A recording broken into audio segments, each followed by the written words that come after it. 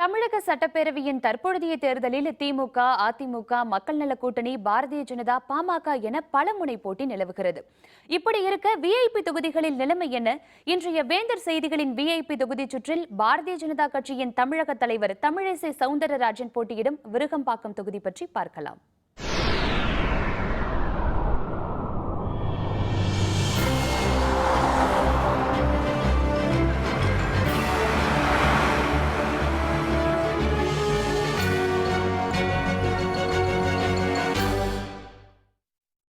தமிழகத்தின் மிகப்பெரிய சட்டப்பேரவை தொகுதிகளில் ஒன்றாக இடம்பெற்றிருந்த வில்லிவாக்கம் தொகுதியின் சில பகுதிகளும் ஆலந்தூர் தொகுதியின் சில பகுதிகளையும் பிரித்து புதிதாக 2009ஆம் ஆண்டு விருகம்பாக்கம் சட்டப்பேரவை தொகுதி உருவாக்கப்பட்டது. இந்த தொகுதியில் வில்லிவாக்கம் தொகுதிக்கு உட்பட்ட சென்னை மாநகராட்சியின் 65 மற்றும் 128வது வார்டுகள், ஆலந்தூர் தொகுதிக்கு உட்பட்ட சென்னை மாநகராட்சி வார்டுகள் 129, 130, 131 ஆகிய வார்டுகள் இடம்பெற்றுள்ளன. எம்ஜிஆர் நகர், ஜாஃபர்கான்பேட்டை, கோயம்பேடு மார்க்கெட், கே நகர், நெசப்பாக்கம் ஆகிய பகுதிகள் இந்த தொகுதியில் அமைந்துள்ளன. புகழ்பெற்ற ஏவிஎம் ஸ்டுடியோ, ஆசியாவிலேயே மிகப்பெரிய காய்கறி, கனி மற்றும் பூ மார்க்கெட் ஆகியவை விருகம்பாக்கம் தொகுதிக்குள் இடம்பெற்றுள்ளன.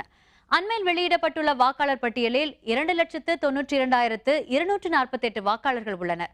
இதில் ஆண் வாக்காளர்கள் 1,46,849 பேரும், பெண் வாக்காளர்கள் 1,45,319 பேரும் உள்ளனர். இது மட்டுமல்லாமல் மூன்றாம் பாலினத்தவர்கள் 80 பேரும் இடம்பெற்றுள்ளனர். 2009இல் உருவாக்கப்பட்ட விருகம்பாக்கம் தொகுதியில் முதன்முறையாக 2011இல் பேரவைத் தேர்தல் நடைபெற்றது. அதிமுக கூட்டணியில் இடம்பெற்றிருந்த தேமுதிக சார்பில் பி பார்த்தசாரதி போட்டியிட்டு 71,524 வாக்குகள் பெற்று வெற்றி பெற்றார். இவரை எதிர்த்து திமுக சார்பில் போட்டியிட்ட கே தனசேகரன் 57,340 வாக்குகள் மட்டுமே பெற்றார். வாக்கு வித்தியாசம் 14,184. இந்த தொகுதியில் நிலவி வரும் பிரச்சனைகளை பார்க்கலாம். ஆசியாவிலேயே மிகப்பெரிய மார்க்கெட் என பெயர் பெற்ற கோயம்பேடு மார்க்கெட் போதிய அடிப்படை வசதிகளின்றி காணப்படுகிறது. இது தவிர போக்குவரத்து நெரிசலிலும் கழிவுநீர் வடிகால் பிரச்சனையும் தீர்க்கப்படாமலேயே உள்ளது. கடந்த ஆண்டு புரட்டி போட்ட பெருவெள்ளத்தால் விருகம்பாக்கம் தொகுதி பெரிதும் பாதிக்கப்பட்டது. வெள்ள நிவாரணத் தொகை கிடைக்கவில்லை என்ற குற்றச்சாட்டு தொகுதி முழுவதும் பரவி கிடக்கிறது. அடையாறின் கரையோரங்களில் வசிக்கும் மக்கள் பாதுகாப்பற்ற நிலையிலேயே காலத்தை கடக்க வேண்டிய நிலை இருப்பதாகவும் அந்த பகுதி மக்கள் தெரிவிக்கின்றனர். நெசப்பாக்கம், எம்ஜிஆர் நகரில் நிலவும் போக்குவரத்து நெரிசலுக்கு தீர்வு காண எந்த ஒரு நடவடிக்கைகளும் மேற்கொள்ளவில்லை. சாலை வசதிகளும் முறையாக இல்லை என்ற குறையும் மக்களிடம் உள்ளது. விருகம்பாக்கம் தொகுதி பிரச்சனைகளுக்கு தற்போதைய தேர்தலில் போட்டியிடும் வேட்பாளர்கள் தீர்வு காண்பார்களா? வெற்றி வாய்ப்பு எப்படி இருக்கிறது என்பதை அவர்களிடமே கேட்கலாம். அதிமுக சார்பில் VN ரவி போட்டியிடுகிறார். திமுக சார்பில் கடந்த முறை போட்டியிட்டு வெற்றி வாய்ப்பை இழந்த கே தனசேகரன் மீண்டும் களமிறக்கப்பட்டுள்ளார். இந்த தொகுதியை பொறுத்தமட்டில் பல்வேறு மக்கள் நல பணிகளை செய்து கொண்டிருக்கின்றேன். இஸ்லாமியர்களுக்கு கபர்ஸ்தான் வேண்டும் என்று ஒரு கோரிக்கை வைத்துள்ளார்கள். அதேபோல் கிறிஸ்தவ மக்கள் கல்லறை வேண்டும் என்று நீண்ட நாட்கள் கோரிக்கை உள்ளது. இந்த பகுதியில் அதிமுக அரசால் அது நிலுவையில் உள்ள அந்த பணியை கண்டிப்பாக நான் வந்தவுடன் செய்து முடிப்பேன். அதேபோல் ரேஷன் கடை விடுபட்டு போன பகுதிகளை திரும்பவும் இந்த பகுதியில் செய்து கொடுப்பேன். குறிப்பாக பாதாள சாக்கடை திட்டம், ஒரு வீட்டுக்கான வழிகளில் தான் 15 வீட்டுக்காரங்களும் அந்த தண்ணியை யூஸ் பண்ணக்கூடிய நிலைமை இருக்குது. அதனால் அந்த பாதாள சாக்கடை திட்டத்தை தொகுதி முழுவதுமாக விரிவுபடுத்தப்படும். இதெல்லாம் கண்டிப்பாக நாங்கள் செய்து கொடுப்போம் என்று உறுதியாக தேர்தல் வாக்குறுதிகளே சொல்லியிருக்கின்றோம்.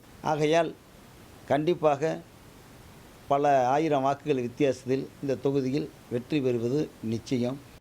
பாரதிய ஜனதா கட்சி சார்பில் கட்சியின் மாநில தலைவர் தமிழிசை சவுந்தரராஜன் போட்டியிடுகிறார். கடந்த 20 ஆண்டு காலமாக அந்த தொகுதியில் தான் நான் வசிக்கிறேன். வசிப்பது என்பது மட்டுமல்ல, அந்த தொகுதியை பற்றி நன்கு தெரிந்தவள் நான். அந்த தொகுதியை பொறுத்த மட்டில் சாலை வசதி சரியாக இல்லை, அகலப்படுத்த வேண்டிய சாலைகள் இருக்கிறது, தூர்வாரப்படாத கால்வாய்கள் இருக்கிறது, அகற்றப்படாத குப்பைகள் இருக்கிறது. இன்னும் அது பெருநகர குடியிருப்பில் சில திட்டமிடல் அங்கே இருக்கிறது. ஏற்கனவே ஒரு வெள்ளிவாக்கம் தொகுதியிலிருந்து பிரிந்து வந்த தொகுதி. போன முறை தான் முதலாக ஒரு சட்டமன்ற உறுப்பினர் அங்கே தேர்ந்தெடுக்கப்பட்டிருக்கிறார். ஆனாலும் அது தொகுதியை முழுவதுமாக அவர் கவனிக்கவில்லை. அதனால் அந்த தொகுதியை பற்றி முழுவதுமாக தெரிந்து அதற்கென்று தனி தேர்தல் அறிக்கை கொடுத்து நிச்சயமாக ஒரு நல்ல வெற்றியை அங்கே பெறுவதற்கான வாய்ப்பு இருக்கிறது. தேமுதிக சார்பில் தற்போதைய MLA பி பார்த்தசாரதி மீண்டும் போட்டியிடுகிறார். எங்கள் தொகுதியுடைய மக்களுக்கு அதிகமாக பிரச்சனை ஒன்று, பள்ளிக்கூட பக்கத்திலே டாஸ்மாக் இருக்கிறது. ரெண்டாவது இந்த மக்கள் வந்து பட்டாக்கு ரொம்ப காலமாக கேட்டுக்கொண்டிருக்கிறாங்க, அதை இன்னும் நிறைவேற்றலை. அதே போல் 127, 128 பார்த்தீங்கன்னா சாலையில் சாக்கடை தண்ணி வந்து கொண்டு, அதை கண்டிப்பாக நம்ம தலைவருடைய ஆட்சி வந்தால் நிரந்தரமாக தீர்வை ஏற்படுத்துவதற்கு நாங்கள் தயாராக. பாட்டாளி மக்கள் கட்சி சார்பில் ஜெயராவ் என்பவர் நிறுத்தப்பட்டுள்ளார். எனது தொகுதி மக்கள் வந்து செம்பரம்பாக்கம் ஏரி தண்ணியெல்லாம் வந்து விருகம்பாக்கம் தொகுதியில் இருக்கும் பொழுது இவர் ஏரியில் ஒரு வாரம் நீந்து கொண்டிருந்தார்கள். எனது மக்கள் வந்து சந்தோஷமாக ஆரோக்கியமாக வாழணும் என்றால் அந்த கெனாலுக்கு வந்து ஒரு அற்புதமான ஒரு தடுப்பு செய்ய ஒரு கட்டணம். ஏன்னா அதை மக்களுக்காக நான் செய்வேன். ஏன்னா வாக்குறுதி கொடுத்து ஓடி போகக்கூடிய ஒரு மனிதன் அல்ல. நான் வந்து 25 ஆண்டுகளாக ஒரு சமூக பணியில் ஈடுபட்டு என் சொந்த செலவில் பல ஏரியாவில் நான் ஒர்க் பண்ணியிருக்கேன். ஸோ அதனால் வந்து நான் அவங்களோட ஒரு பிரதிநிதி இருக்கும்போது நிச்சயமாக அவங்களுடைய எண்ணங்களை கோரிக்கை நிறைவேற்றிக்கிறதுக்காக நான் ஒரு சரியான ஆயுதம் நினச்சிக்கிட்டு எனக்கு நிச்சயமாக ஓட்டு போட்டு என்னை வந்து ஜெயிக்க அடிப்பாங்க. அங்கீகரிக்கப்பட்ட கட்சிகளை தவிர 12 சுயேட்சைகளும் விருகம்பாக்கம் தேர்தல் களத்தில் உள்ளனர். போட்டியிடும் வேட்பாளர்கள் நம்பிக்கையுடன் இருக்கிறார்கள். வெற்றி தோல்வியை தீர்மானிக்கப் போகிறவர்கள் மக்கள். தேர்தல் முடிவு வரை பொறுத்திருந்து பார்க்கலாம்.